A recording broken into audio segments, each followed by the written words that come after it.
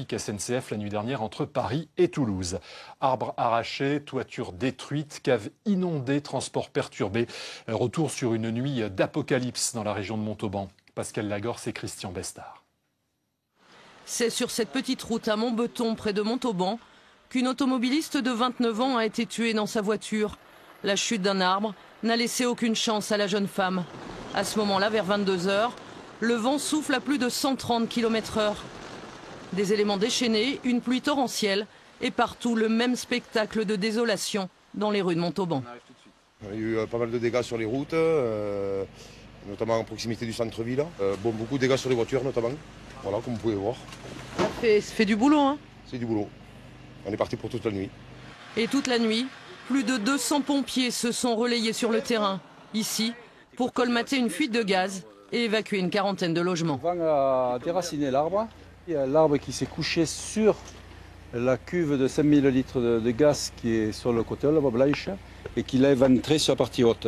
Pour moi, c'est la première fois en 30 ans de pompiers que je vois un orage comme ça. On a l'impression de vivre un cauchemar, que c'était un film.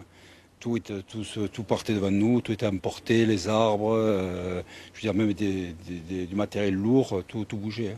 À quelques kilomètres de là, cette maison a pris feu, sans doute à cause de la foudre. Guy, 83 ans, a échappé au pire. Les bouteilles de gaz stockées dans un local voisin ont explosé. Il y avait toujours quelque chose qui pétait. Je ne sais pas ce que c'est. Des bouteilles, le mazout. On aurait dit que c'était l'apocalypse. Tout était noir. Moi non plus. Et alors un vent. J'ai un rouleau de grillage dehors là, qui fait au moins 200 kilos. Je l'ai vu passer. Il roulait dans le champ. Face à l'intensité de cet orage, une cellule de crise a été mise en place une bonne partie de la nuit par la préfecture. La violence de l'orage a été considérable. Il y a eu des vents à 135 km/h pendant plus d'une heure. Il y a énormément de chutes d'arbres sur les routes départementales et sur l'autoroute aussi, sur les voies ferrées, puisque 2 trains ont été stoppés dans la soirée.